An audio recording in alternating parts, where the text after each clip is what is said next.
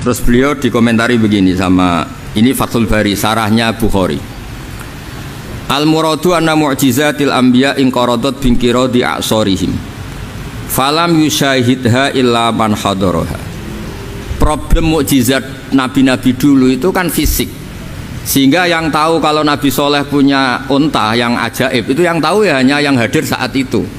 Yang tahu kalau tongkat Nabi Musa bertuah itu juga yang tahu hanya yang hadir saat itu. Selebihnya tahu tongkat ya di museum. Tapi kalau Quran menjadi solusi, menjadi panduan, menjadi pegangan itu ila yaumil qiyamah. Kita beri contoh ya Quran panduan yang paling gampang misalnya begini. Dulu ini cerita ya.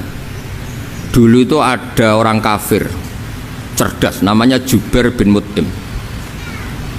Itu saking pinternya dia, pinter juga tokoh.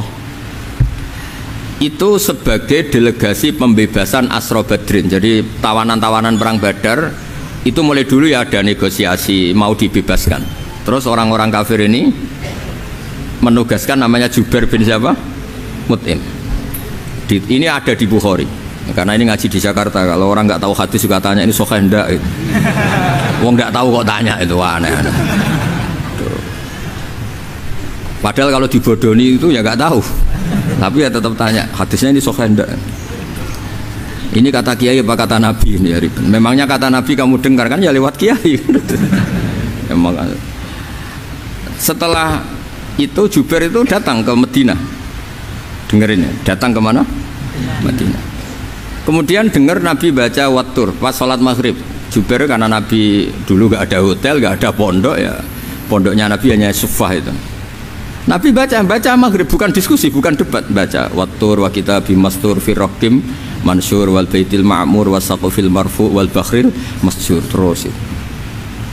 Kemudian sampai pada titik ayat am khuliqu min ghairi syai'in. Masa manusia atau alam raya yang maujudat, yang nyata, yang wujud nyata. Kemudian asal usulnya itu ketiadaan. Ini kan hadhil alam maujud, alam ini kan nyata. Masa sesuatu yang nyata penciptanya itu tidak nyata. Jadi nggak mungkin ada faham nihilisme.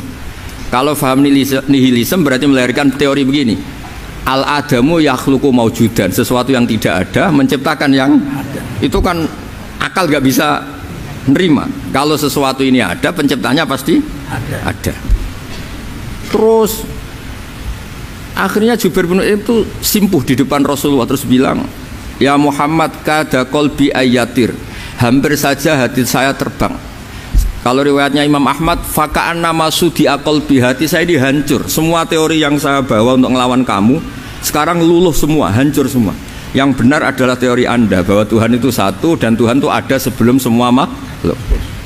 Coba kalau Nabi Muhammad ada Jubair bin Mut'im terus menyembunyikan tongkat dekat mihrab, terus dilihat ini apa, paling pikirannya ini dari kayu apa, terus yang bentuk tongkat itu tukang pemahatnya siapa, kok kurang keren, kalau di Blitur gimana ya kan malah panjang. Kira-kira kalau mukjizat itu dari tongkat itu malah panjang lah pokoknya panjang. Lagi pula kamu coba kan nggak ngarah mandi, itu yang mandi kan nabinya bukan tongkatnya. Coba tongkatnya Nabi Musa dicoba anak-anak beki itu dipakai mukul kucing aja tidak mesti mati itu. Jadi nggak jelas mukjizat-mukjizat seperti itu nggak. Tapi kalau Quran menunggui sampai saking hebatnya Quran, teori rasionalitas, soal kampanye di mana-mana, tingkat validitas, tingkat kebenaran Quran itu bahkan bisa diuji tanpa membuktikan. Tanpa apa? Membuktikan. Cukup pakai akal. Saya tidak bosan-bosan cerita ini karena ini khazanah kita. Di kitab Nailul Ma'mul itu, di kitab usul fikih, saya berkali-kali cerita ini karena ini untuk menunjukkan bahwa Quran itu liqaumi ya'qilun, liqaumi yatafakkarun.